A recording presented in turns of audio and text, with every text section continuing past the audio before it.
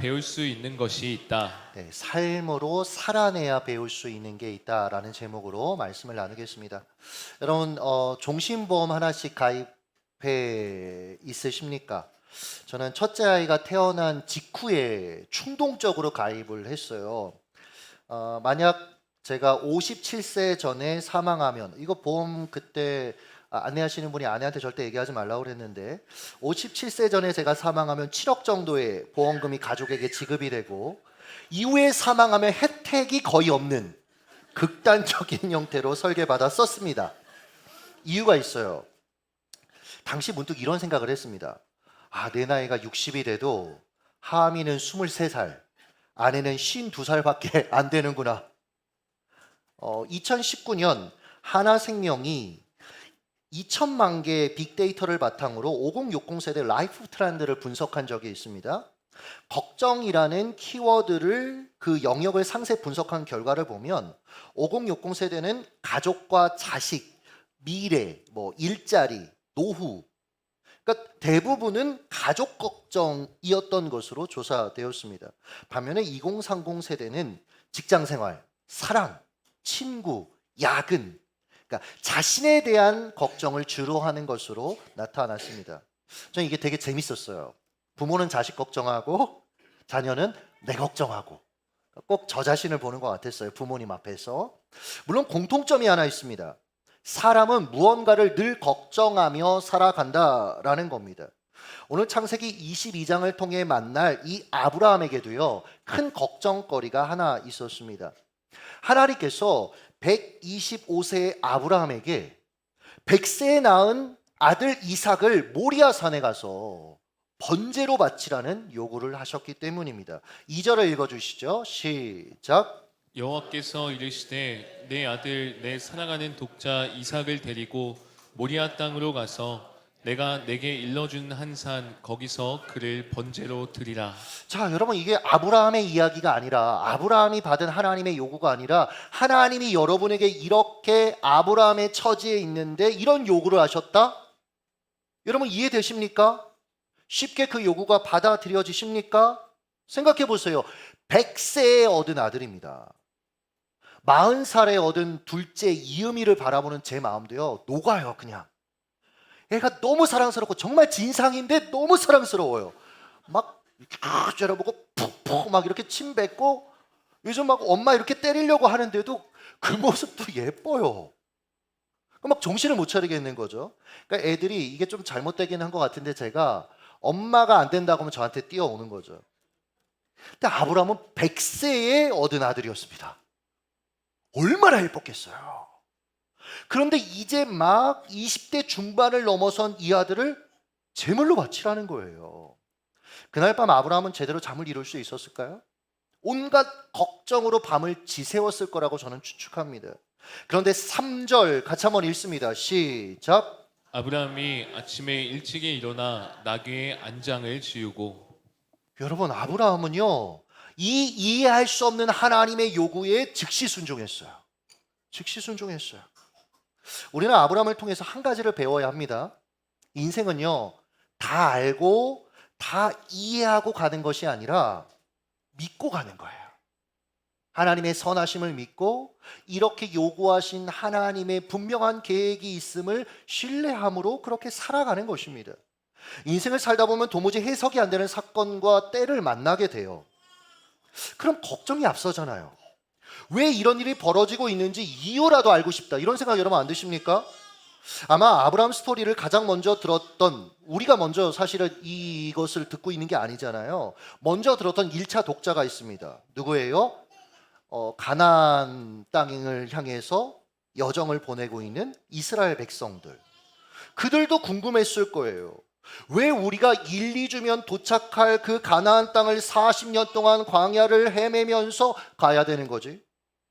또 분명 하나님께서 가라고 해서 시작한 여정이건만 왜 번번이 어려움들을 우리는 만나게 되는 걸까? 왜 물이 없고 왜 여러 가지 어려움들을 만나게 되는 걸까? 성경에서 광야가 가진 중요한 개념이 하나 있더라고요. 광야는요, 해석이 안 되는 장소예요. 광야하면 해석이 안 되는 장소라고 생각하면 됩니다. 예를 들어서 하나님의 말씀대로 살고자 노력하는 형제, 뭐 우리 최재민 형제라고 얘기할까요? 뭐 최재민 형제와 상황은 다르지만 취업도 잘 안 되고 결혼도 쉽지 않고 연애도 잘 안 되고, 근데 옆에 정말 회사에서 지 마음대로 사는 남자애는 취업도 잘 되고 게다가 결혼도 하는 거예요. 재민 형제 어딘지 마음이 어때요 그럴 때? 맨 앞에 앉아서 기도의 등을 보이라니까. 기도에 열심히 기도하고 찬양할 때 손 들고 그래야지 자매들이 보죠.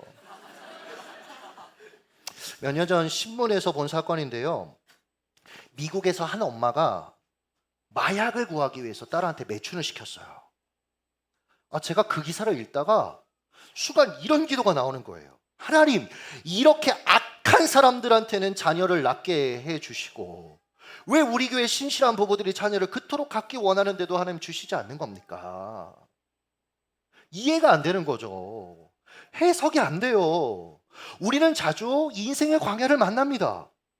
이때마다 우리는 의도적으로 하나님의 큰 그림이 있다는 것을 기억해 내야 합니다. 이건 의도적으로예요. 우리는 창세기 22장의 사건을 전지적 작가의 시점으로 지금 보고 듣고 있습니다. 이미 결론 다 아시잖아요.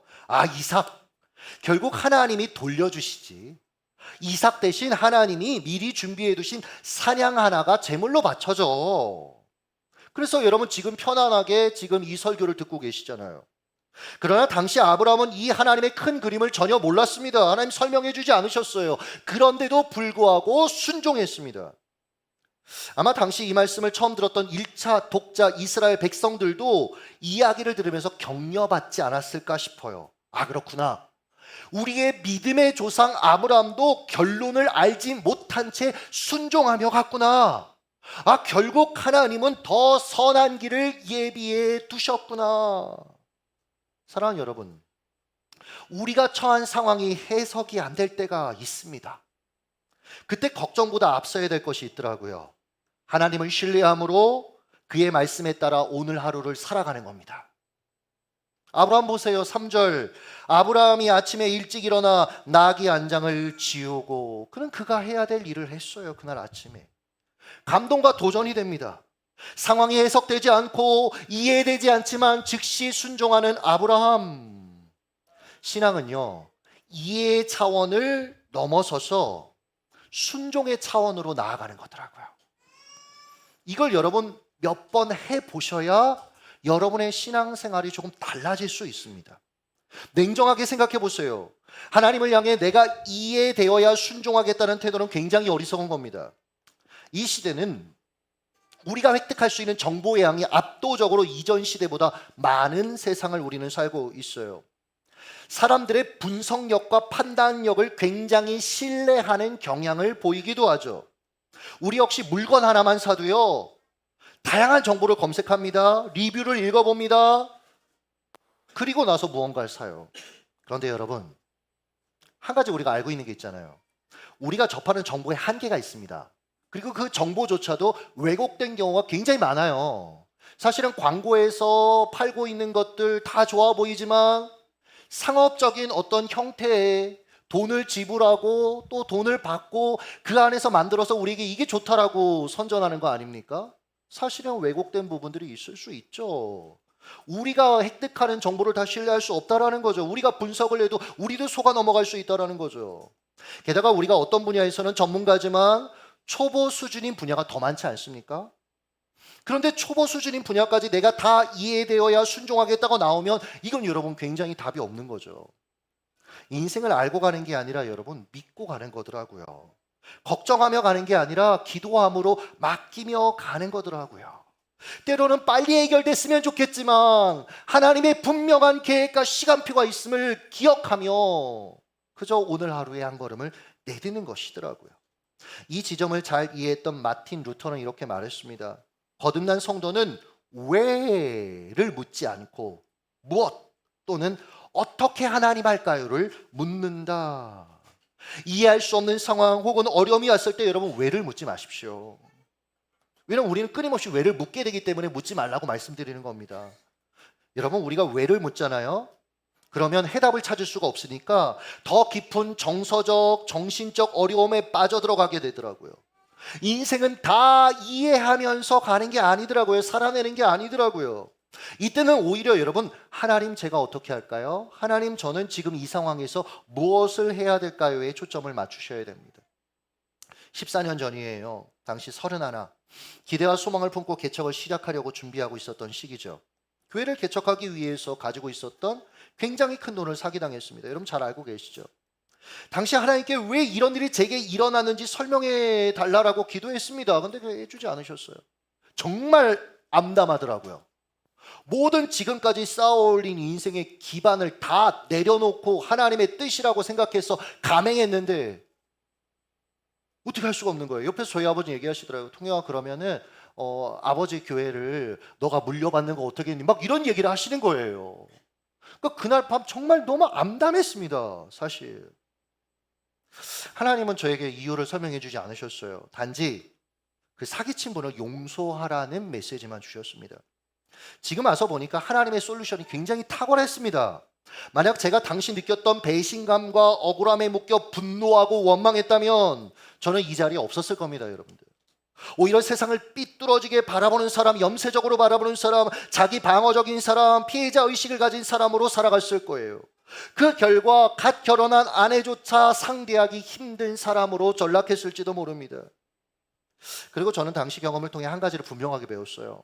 교회는요, 여러분, 돈으로 세워지고 운영되는 게 아니라 하나님의 은혜와 하나님의 인도하심 가운데 세워지는 것입니다. 인생은요, 완전히 박살난 것 같이 넘어져도 하나님의 은혜로 다시 일어날 수 있습니다.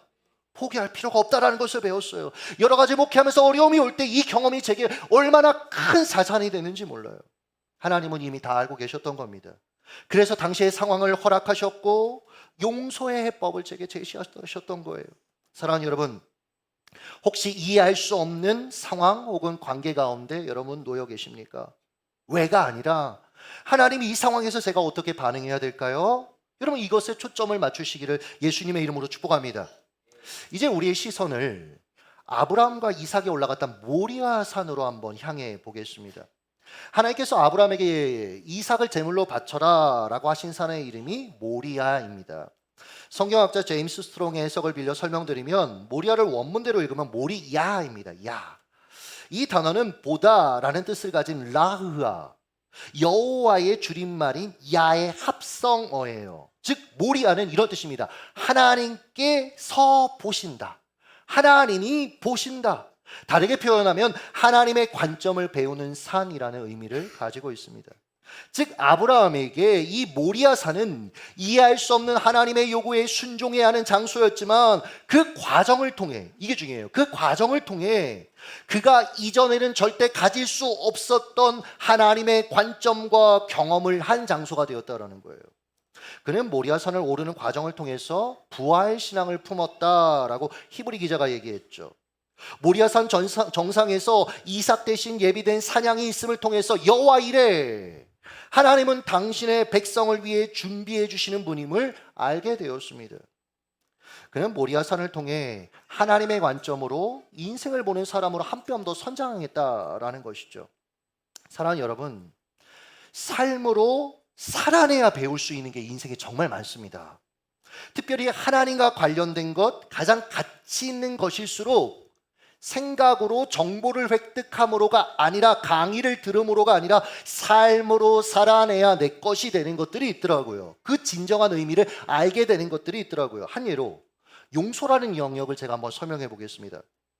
용서하는 사람이 되는 과정은 여러분 절대로 단순하지 않습니다. 상대를 용서하기 위해 가슴을 치는 밤을 수없이 보내야만 합니다. 잊을만 하면 떠오르는 아픈 기억과 씨름해야 합니다. 다른 사람에게 상대의 잘못을, 나의 억울함을 폭로하고 토로하고 싶은 마음을 삼켜야 해요. 그게 얼마나 쓴지 아십니까? 급기야 왜 내게 이런 상황을 허락하셨냐고, 나를 사랑하긴 하시는 거냐고 하나님을 향하여 원망하고 싶은 마음. 아니 하나님이 존재하는 것인가? 하나님의 존재에 대해서 의심하고 싶은 마음과 씨름해야 되더라고요. 이 과정을 통해 내게 벌어진 일을 통해 세상과 하나님을 바라보려는 자기 중심성이 내 안에 있음을 직면하게 됩니다. 사랑의 실력도 믿음의 실력도 없는 자신을 마주 대하게 됩니다. 눈앞에 벌어진 일로 인생을 속단하려고 하는 자신, 하나님을 신뢰하지 못하는 자신을 직면하게 돼요. 내가 그렇게 괜찮지 않은 사람이라는 거 알게 되는 거죠. 그때 고백하게 되는 건 한 가지밖에 없더라고요. 하나님, 나를 불쌍히 여겨주세요. 선한 것이 내 안에 아무것도 없습니다. 이 과정에서 여러분 하나님의 은혜가 경험됩니다. 하나님의 은혜가 부어집니다. 나보다 먼저 용서의 대가를 지불하신, 십자가에서 아들을 내어주신 하나님의 마음을 만나게 돼요. 내가 얼마나 사랑받는 자인지 깊이 이해하게 됩니다. 그래서 나도 용기 내어 사랑과 용서의 삶을 한 걸음 더 내딛어 보는 거예요. 이건 여러분 삶으로 살아내야 알 수 있고 시간 안에서 배울 수 있는 겁니다. 우리가요 자꾸 무언가를 쉽게 배울 수 있는, 유튜브만 틀어도 여러분 모든 걸 다 배울 수 있는 것 같이 느껴지지 않습니까? 그래서 자꾸 대가집을 안 하고 그냥 배우려고 해요. 들으려고 해요. 여러분 신앙은 그렇게 하는 게 아니더라고요. 믿음의 영역도 마찬가지입니다. 그냥 다 믿어주면 얼마나 좋아요. 말씀 들으면 아멘 다 하면 얼마나 좋습니까? 아니요. 특히 여기 모태 신앙인 청소년들이 있는데 내가 신앙을 선택한 게 아니잖아요. 내가 사실은 교회에 다니고 싶어서 다니는 게 아니잖아요. 처음에 그냥 태어나 보니까 기독교 집안에서 태어났어요. 제가 그랬어요. 저는 심지어 아버지가 목사였어요. 물론 지나고 보니까 축복이고 은혜 맞습니다. 이건 전제해드려요. 그러나 그때는 갈등이 많이 됐어요. 저는 20살 때까지요 하나님이 과연 존재하는가 이 의심을 정말 많이 했습니다. 신학교 안에서도 수련회 가서 기도하면서 눈물 펑펑 흘릴 때는 뭔가 하나님이 믿어지는데요 다시 일상으로 돌아오면 잘 모르겠어요. 의심하고 고민하는 과정 속에서 기도했습니다. 그리고 성경 읽었습니다. 제가 영향받았던 그래서 세상을 바라보고 있는 여러 가지 다양한 잘못된 세상의 세계관들에 대해 이해하게 됐습니다. 믿음의 선배들에게 질문하는 과정도 있었습니다. 선배들의 성숙한 인내와 사랑의 섬김 속에 안전한 시간을 보냈습니다. 즉 이 모든 과정을 통해서 하나님이 믿어지고 내가 구원받은 것이 믿어지더라고요. 그러니 여기 있는 특별히 우리 신앙의 부모님들, 자녀들의 신앙을 너무 조급하게 바라보지 마십시오. 자녀들이 거쳐야 될 과정이 있어요. 그걸 다 내가 너무 자녀를 사랑하니까 다 생략시키려고 여러분 하지 마십시오. 이건 자녀가 삶으로 겪으면서 배워야 돼요. 나이가 들면 인생의 길이 보이죠. 내가 걸어왔던 삶에 대한 후회가 있죠. 그래서 우리 아이들은 그렇게 안 했으면 좋겠어요. 그래서 자꾸 개입하려고 합니다. 그런데 그렇게 하는 자녀들이 배워야 될 것들을, 하나님 앞에 씨름해야 될 것들을 씨름할 수 없게 될 때가 있더라고요. 다시 말씀드립니다. 가치 있는 것은 삶으로 살아내야 배울 수 있는 것들이 있어요. 그러니까 청소년들 고민이 있으면 마음껏 고민하세요. 그리고 그 안에서 여러분 나누세요. 그런 생각들을. 그게 필요해요. 한편 이 모리아산은 아브라함이 다 이해하지 못한 더 큰 그림을 담고 있었습니다. 이 모리아산이요 1000년 뒤 솔로몬의 성전이 세워지는 장소가 됐죠.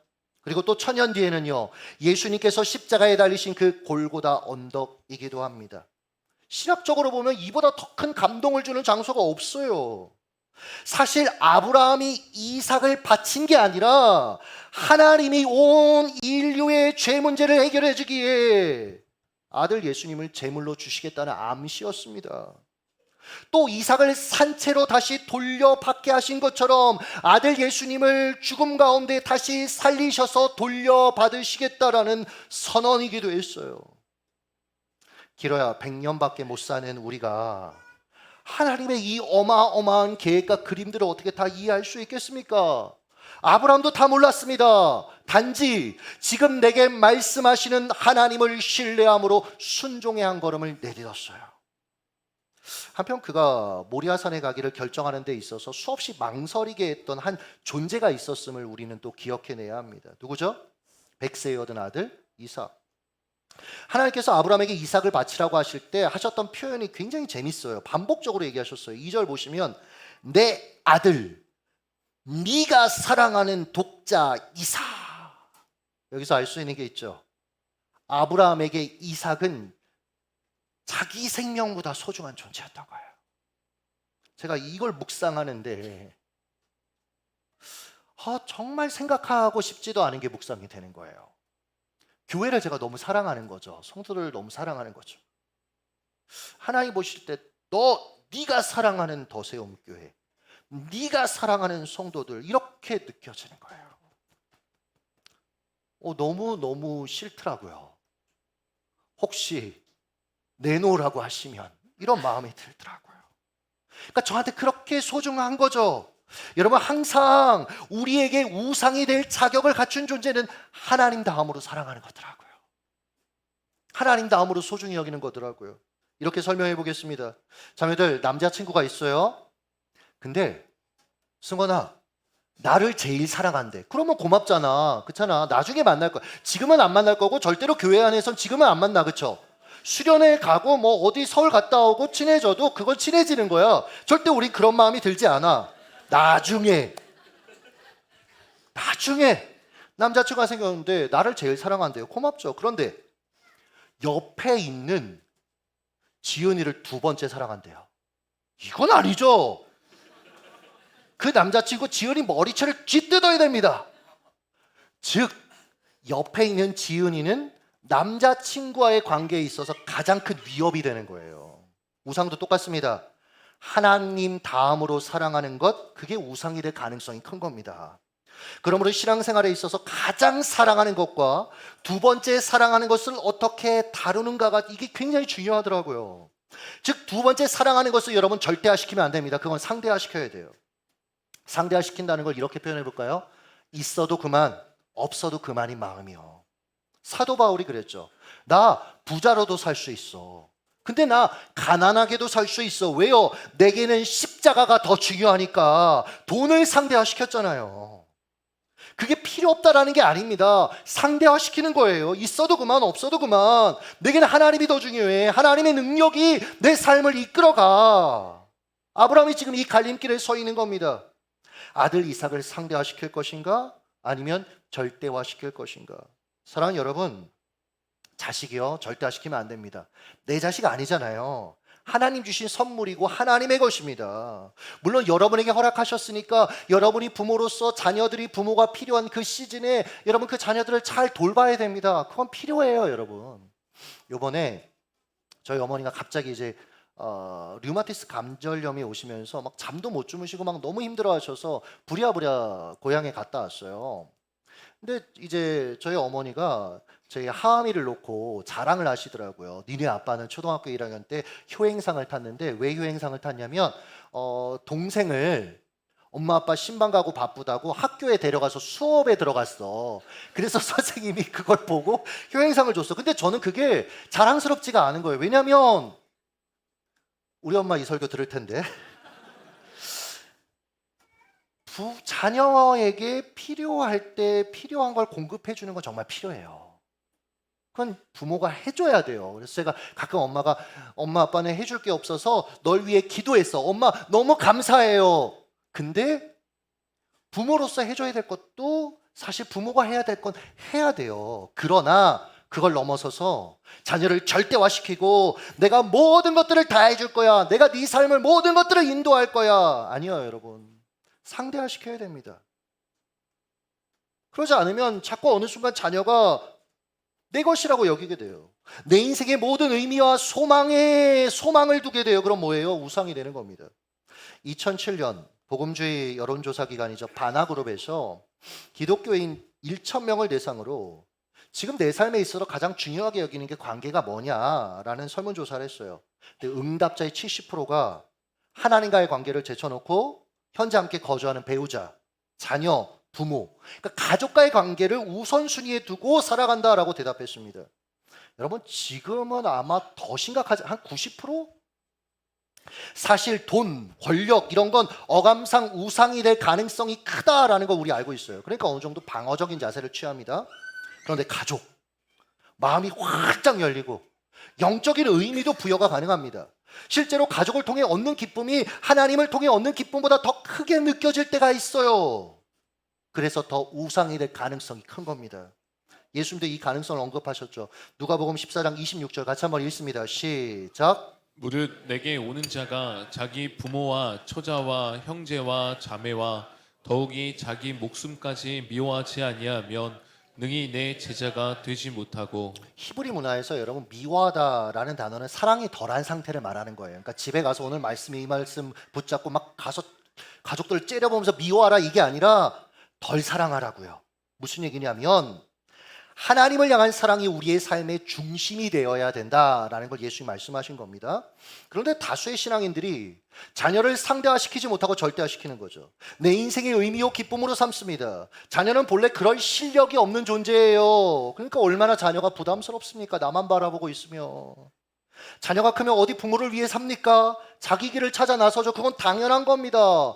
근데 그것 때문에 또 섭섭해져요. 내가 지를 어떻게 키웠는데 이런 마음도 들고. 저도 벌써부터 그런 마음 들 때가 있더라고요. 그래서 자녀 인생에 개입하려고 해요. 이러면 여러분 서로 불행해지는 겁니다. 자녀를 상대화시키십시오. 하나님의 것임을 인정하십시오. 그럼 조금 떨어져서 아이의 인생을 볼 수 있는 여유가 생기더라고요. 그제야 제대로 된 기도가 나옵니다. 정말 아이에게 필요한 것들을 구할 수 있는 객관적인 기도, 하나님이 원하시는 기도가 고백되더라고요. 그러므로 여러분, 아브라함처럼 그 자녀 하나님께 내어드리세요. 그러면 여러분 하나님이 부담스러워서 돌려주시는데 나는 상대화했기 때문에 안전할 수 있는 거예요. 어디 자녀의 문제만 그렇습니까? 내 삶 전체 너무 소중하죠. 한 번뿐인 인생이니까. 그러나 여러분 하나님께 그러니까 드리세요. 그럼 하나님 되돌려 주십니다.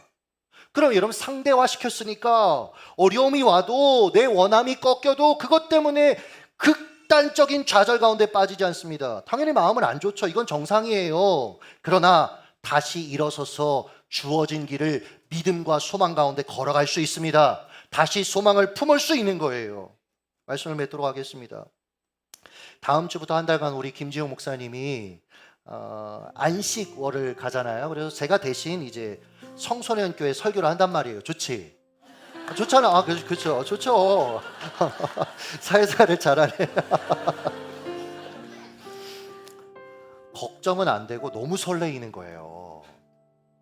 청소년에 대한 사랑이 제 안에 그만큼, 왜냐면 제가 평생 청소년 사역하고 싶다는 기도를 참 많이 했던 그런 사람이었으니까 너무 설레이는 거예요. 아이들하고 막 뭐 설교할지 할 게 너무 많은 거예요. 길게 안 해. 과거 저는 청소년들이 너무너무 사랑스러우니까 이 아이들 표정이 조금만 힘들고 어려우면 곧장 제가 가서 이렇게 놀이터로 데려갔습니다. 왜냐하면 상담해 주러. 근데 그때마다 아이들이 이렇게 말했어요. 야, 쟤 전사님하고 상담하러 갔는데 아마 울면서 돌아오겠구나. 저는 그게 애들을 향한 사랑이라고 생각했어요. 아이들이 조금만 힘든 기색을 보여도 즉시 해결해 주고 싶었습니다. 1시간, 2시간, 3시간 시간을 내서 그들의 이야기를 들어주고 대안도 제시했습니다. 도전했습니다. 아이들이 눈물을 흘리며 결단할 때마다 당장 문제가 해결될 것이라고 기대했고요. 또 갈등이 있는 아이들이 있으면 어떻게든 설득을 해서 서로 오해를 불식시키고 서로 화해하도록 다리 역할을 하려고 노력했습니다. 그런데요, 나중에 와서 보니까 그 과정에서 아이들이 하나님과 씨름하고 삶으로 살아내야 될 과정을 제가 생략시켰더라고요. 아이들이 하나님 앞에 답답해서 기도하는 그 과정, 하나님 앞에 몸부림치는 그 과정을 제가 의도한 건 아니지만 다 생략시켜버리는 결과들을 여러 번 경험했습니다. 그러니까 하나님 앞에 자라야 될 아이들이 성장하지 못하는 거예요. 제가 그 공동체에서 다른 공동체로 사역지로 옮길 때마다 아이들이 교회에 나가지 않는 그런 모습들도 봤습니다. 내가 아이들한테 하나님 되려고 했구나. 이 과정을 통해서 이제는 누군가의 어려움을 제가 이렇게 알게 되면 즉시 아는 척 안 해요. 해결사를 자처하지 않습니다. 오히려 조용히 기도합니다. 굉장히 힘들더라고요, 처음에는. 제가 해야 될 작은 섬김들 감동 주시면 조용히 실천합니다.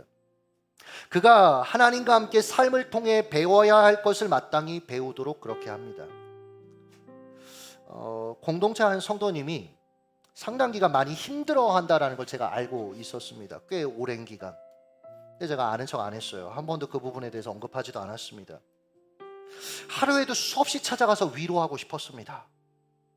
안 좋은 표정만 봐도 마음이 너무너무 아픈 거예요. 이런 마음이 들 때마다 더 의도적으로 그를 위해서 조용히 기도했습니다. 하나님, 필요하실 때 저를 사용해 주셔서, 작은 도구로 사용해 주셔서 하나님, 그가 하나님 앞에 계속해서 나아갈 수 있는 어떤 작은 그냥 다리 역할만 하게 해주세요 간구했습니다. 최근 아내로부터 격려가 되는 그 성도님의 간증을 듣게 됐어요. 몇 달 전에 이 성도님한테 사과를 기도하는데 가져다 주고 싶은 마음이 계속 들어서, 그래서 제가 사과를 이렇게 그 집 앞에 놓고 왔습니다. 근데 그 집 앞에 있는 그 사과, 놓여 있는 사과를 보면서 이 성도님이 이런 마음을 느꼈다고 아내한테 얘기해 주셨어요. 본인이 그 기간에 하나님의 사랑이 도무지 느껴지지 않아요, 이런 기도를 계속하고 있었는데 그날따라 사과가 너무 먹고 싶었대요. 물론 그달 생활비가 간당간당한 상태여서 그냥 참고 넘어갔답니다. 그러면서 이렇게 기도했대요. 하나님, 저 맛있는 사과 먹고 싶어요. 그런데 이제 외출하고 돌아왔는데 집 앞에 사과가 놓여져 있더래요. 아, 하나님이 나를 사랑하시는구나, 이게 너무 큰 위로가 되었대요. 그걸 어제 제가 듣는데 너무 격려가 되고 너무 힘이 되는 거예요. 여러분, 내게 소중한 사람들일수록, 자녀들, 동역자, 하나님 앞에 그들이 삶으로 무언가를 배워야 될 것을 기다려주는 사람으로 우리는 서 있어야 돼요. 기도하면서 내가 해야 될 작은 섬김과 사랑을 굉장히 조심스럽게 베풀 수 있어야 하고, 그러한 사람들을 통해 하나님의 일들은 계속해서 진행돼 갈 겁니다. 소중할수록 하나님한테 내어드리세요. 그리고 여러분, 돌려받으세요. 상대화시키세요. 그러면 그 안에 누리는 더 풍성한 것들이 있을 거예요. 그렇게 승리하시길 예수님의 이름으로 축복합니다. 기도하겠습니다.